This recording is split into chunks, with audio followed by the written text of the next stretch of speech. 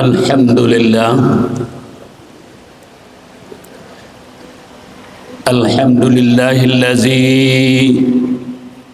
ja'ala syahra ramadana syahrul khairati wal barakah.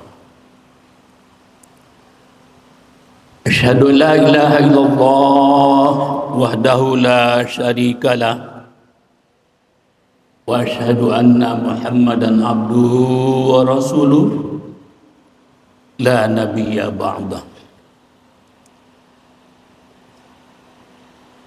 Allahumma salli wa sallim ala Muhammad wa ala alihi wa ashabihi ajma'in. Amma ba'du fa ya ibadallah, usikum wa iyaya bitaqwallah faqad fazal muttaqun. Qala Allah Ta'ala fil Qur'anil Karim, a'udzu billahi minasy syaithanir rajim, bismillahirrahmanirrahim. Ya ayyuhallazina amanu kutiba alaikumus siyamu kama kutiba alal ladzina min qablikum la'allakum tattaqun. Shadaqallahul azim. Bapak-bapak dan saudara-saudaraku, jemaah salat Jumat Masjid Raya Sumatera Barat rahimakumullah. Pertama, mari kita kembali mengucapkan puji syukur kehadirat Allah Subhanahu wa taala atas segala rahmat, nikmat dan hidayahnya kepada kita bersama. Berkat rahmat, nikmat dan hidayahnya pula, alhamdulillah, kita sudah dapat melaksanakan ibadah puasa Ramadan selama 11 hari bagi yang mulai puasa hari Senin dan 10 hari bagi yang memulai puasa hari Selasa. Mari kita sama-sama berdoa semoga kita diberi kesempatan, kekuatan dan kesehatan untuk melaksanakan ibadah puasa kita selama sebulan penuh, dan semoga kita semua memperoleh darjat muttaqin, orang-orang yang bertakwa. Amin, amin ya rabbal alamin. Selanjutnya, selawat dan salam mari kita doakan untuk Nabi kita, Nabi Muhammad sallallahu alaihi wasallam dan keluarganya beserta para sahabatnya. Allahumma salli ala Muhammad wa ala alihi wa ashabihi ajma'in. Bapak dan saudara-saudara, judul khutbah kita hari ini adalah menghindari makanan yang haram. Untuk itu khutbah kita bertolak dari firman Allah dalam Al-Quran, surat Al-Baqarah 183 yang dibaca dalam iftitah tadi. Ya ayyuhallazina amanu kutiba alaikumus siyamu kama kutiba alal ladzina min qablikum la'allakum tattaqun. Hai orang-orang yang beriman, diwajibkan atas kamu berpuasa sebagaimana diwajibkan atas orang-orang sebelum kamu. Semoga kamu menjadi orang yang bertakwa. Dari ayat ini jelas bahwa tujuan akhir ibadah puasa itu adalah menjadi pribadi muttaqin, pribadi yang bertakwa. Akan tetapi Bapak dan saudara-saudara, kata la'alla yang diartikan dengan mudah-mudahan itu menunjukkan bahwa derajat takwa itu tidak taken for granted, tidak otomatis. Artinya tidak semua orang yang mengerjakan puasa memperoleh derajat takwa. Ada yang puasa dengan memperhatikan dan memperhitungkan segala aturan puasa, maka dia bisa memperoleh derajat takwa. Alhamdulillah. Akan tetapi cukup banyak jumlahnya orang yang tidak memperoleh ketakwaan.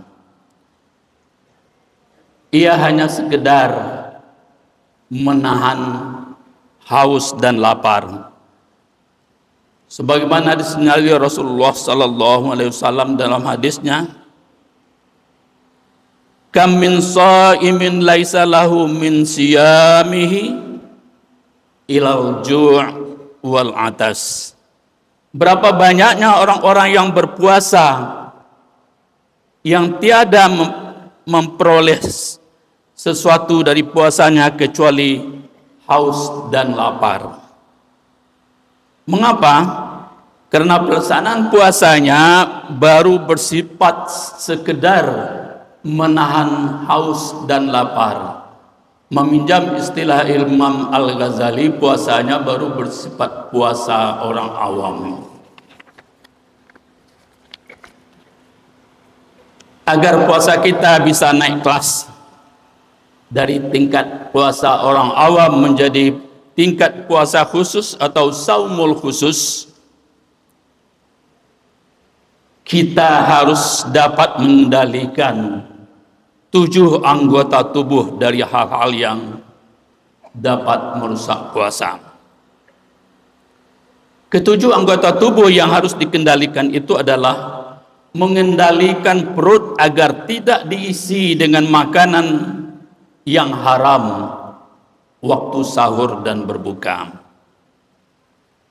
Mengendalikan mata, tidak melihat wanita secara berlebihan, tidak melihat wanita dengan bernafsu, karena akan mengundang syahwat dan pikiran-pikiran yang tidak terkendali. Lidah tidak mengucapkan dusta, tidak bergunjing, tidak mengucapkan kata-kata kotor dan kata-kata yang menyakitkan hati orang lain. Telinga tidak digunakan mendengar yang tidak baik, tidak mendengarkan gunjingan atau perkataan kotor.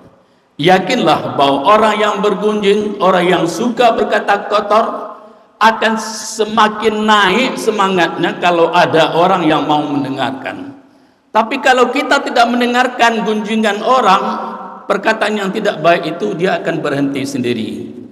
Karena itu para ahli mengatakan orang yang mendengarkan gunjingan orang itu dosanya sama dengan orang yang berkunjung itu sendiri. Yang kelima, tangan tidak digunakan mengambil hak orang lain. Tangan tidak digunakan untuk memegang atau meraba yang tidak pantas diraba. Tunjuk tidak digunakan untuk menebar berita hoax melalui HP. Tidak digunakan menandatangani kwitansi kosong markup harga dan sebagainya. Yang keenam, kaki tidak dilangkahkan ke tempat maksiat. Kaki tidak dibawa pergi melakukan pekerjaan mungkar. Dan yang ketujuh, memelihara faraj atau kemaluan. Tidak berbuat zina. Jangankan berbuat zina, berjima dengan istri sendiri di siang hari dilarang, apalagi berbuat zina. Ketujuh anggota tubuh ini harus dikendalikan agar puasa kita bisa kita tingkatkan dari derajat orang awam, puasa orang awam, kepada puasa saumul khusus.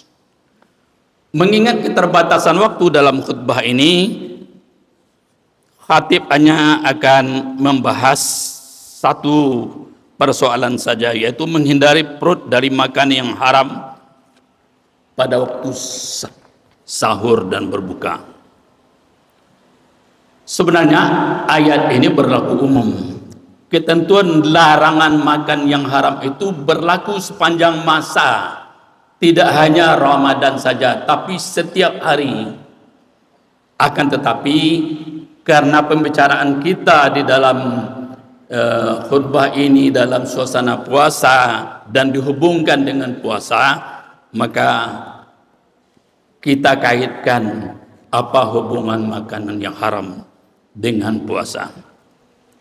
Ma'asyiral muslimin rahimakumullah, bimbingan Allah tentang makanan terdapat dalam Al-Quran surat Al-Baqarah 168. A'udzubillahi minasyaitonirrajim. Bismillahirrahmanirrahim.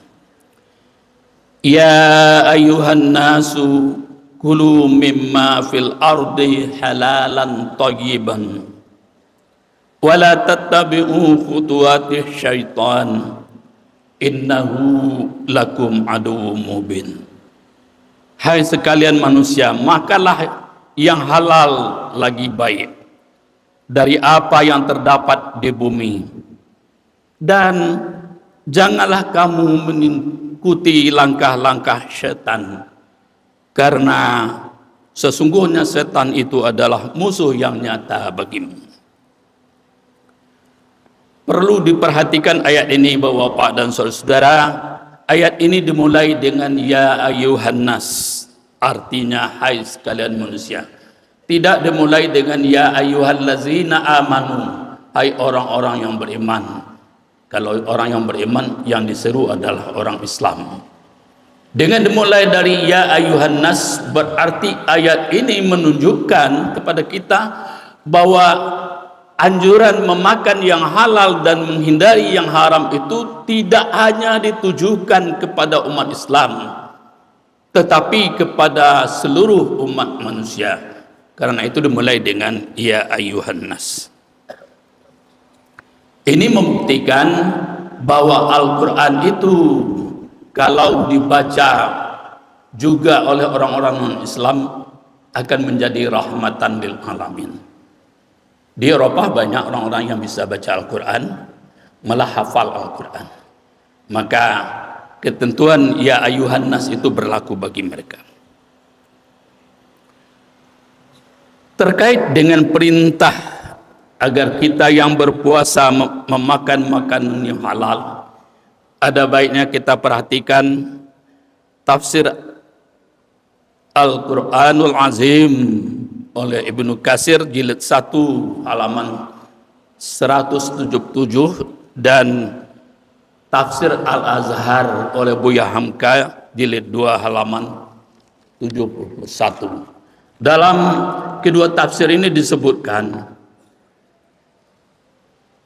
pada satu ketika di hadapan Nabi dan di hadapan para sahabat, Ibnu Abbas, panggilan populer namanya adalah Abdullah bin Ibnu Abbas, putra Abbas bin Abdul Muttalib, paman Nabi. Ibnu Abbas membaca surat Al-Baqarah 168. Lalu yang hadir diantaranya ada Sa'ad bin Abi Waqqas, berdiri di tengah yang jamaah itu dan berkata kepada Rasulullah, Ya Rasulullah, aku mohon engkau bisa berdoa kepada Allah agar Allah selalu mengabulkan doa. Ini permintaan Sa'ad bin Abi Waqqas kepada Rasulullah. Apa jawab Rasulullah? Ya Sa'dun atib mat'amaka. Wahai Sa'ad, perbaikilah makanan engkau. Takun mustajabat dawah. Bila engkau telah memperbaiki makananmu, niscaya engkau dijadikan Allah orang yang makbul doanya. Wallazi nafsu Muhammadin biyadihi, demi Tuhan yang jiwa Muhammad di tangannya, inna rajula la yukzuful lukmata fi jawfihi, sesungguhnya orang-orang yang memasukkan sesuatu yang haram ke dalam perutnya, fima yutaqabbalu minhu arba'ina yauman, tidak akan diterima ibadahnya orang yang masukkan yang haram ke dalam perutnya itu selama 40 hari. Wa ayyuma 'abdin nabata lahmuhu minasyuti war riba fannaru aula biha, dan barang siapa yang tumbuh dagingnya dari harta yang haram dan riba, maka api nerakalah yang baik baginya. Hadis riwayat Al-Hafiz Abu Bakar bin Mardawi. Kembali kepada pertanyaan, mengapa kita sudah setiap tahun berpuasa tetapi ternyata banyak di antara kita yang belum memperoleh derajat takwa?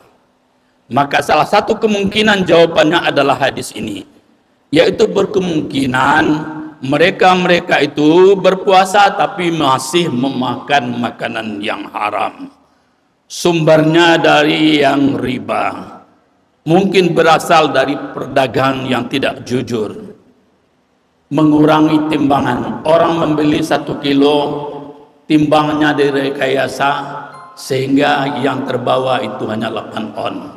2 on itu adalah kalau dimakan dan diberikan ke makanan haram, atau memakan makanan yang uangnya berasal dari korupsi dan gratifikasi atau kecurangan lain. Gratifikasi inilah yang paling banyak di tengah masyarakat kita. Pemberian dari seseorang tetapi tidak tulus, di baliknya ada udang di balik batu. Berarti kalau ia memakan sesuatu yang bersumber dari uang haram di awal Ramadan sampai akhir Ramadan 30 hari, tambah 10 hari pasca Ramadan, maka itu segala amal perbuatannya, ibadahnya, puasanya tidak diterima. Maka percumalah puasa kalau kita masih memakan yang haram. Maka ini perlu menjadi renungan kita. Kita berdoa semoga sebagian besar kita membawa uang pulang, uang yang halal dan tidak uang yang bersumber dari yang haram, agar tidak terperangkap dengan gratifikasi, yaitu pemberian karena ada udang di balik batu. Ada baiknya kita simak kisah Khalifah Umar bin Khattab dengan Abu Musa al-Asy'ari. Khalifah Umar bin Khattab memerintah 12 sampai 22 Hijriah. Salah seorang gubernur beliau bernama Abu Musa al-Asy'ari. Beliau mendapat kabar bahwa Abu Musa sekarang sudah kaya raya. Karena itu Khalifah Umar bin Khattab memanggilnya untuk menghadap dan ditanyanya. Ketika sudah sampai di hadapan Umar bin Khattab, Umar bertanya, "Wahai Abu Musa, aku dengar engkau sekarang sudah kaya raya. Apakah kamu berdagang di samping jadi gubernur? Kalau engkau berdagang di samping jadi gubernur, berarti engkau tidak sepenuhnya bertugas sebagai gubernur. Jawab Abu Musa, tidak ya Amirul Mukminin, tapi kekayaanku bersumber dari pemberian para pedagang. Dikejar lagi oleh Umar bin Khattab. Apakah para pedagang itu juga memberimu sebelum kamu jadi gubernur? Jawab Abu Musa, tentu saja tidak ya Amirul Mukminin. Mereka hanya memberi setelah saya menjadi gubernur. Apa jawaban Umar? Kalau begitu, apa yang diberikan oleh para pedagang kepada kamu itu bukan hak kamu, tetapi adalah hak negara. Karena kamu sudah digaji oleh negara. Kalau kamu menerima pemberian orang karena jabatan kamu, itu kamu memakan yang tidak hak kamu. Kamu memakan yang haram. Karena itu kembalikan ke Baitul Mal. Baitul Mal adalah kas negara istilahnya sekarang. Dan karena ketakwaannya Abu Musa, setelah mendapat teguran dari Umar bin Khattab, akhirnya dia mengembalikan kekayaan yang menurut catatannya diterima dari para pedagang. Demikian semoga menjadi renungan kita, karena persoalan gratifikasi ini, apakah jabatan gubernur, apakah jabatan wali kota, apakah jabatan kepala dinas, apakah jabatan dosen, jabatan guru, dan bermacam jabatan di tengah masyarakat sering menerima gratifikasi. Karena kita sudah digaji oleh negara, itu bukan hak kita, kembalikan ke kas negara. Semoga menjadi renung kita. Fa'tabiru ya ulil absar la'allakum turhamun.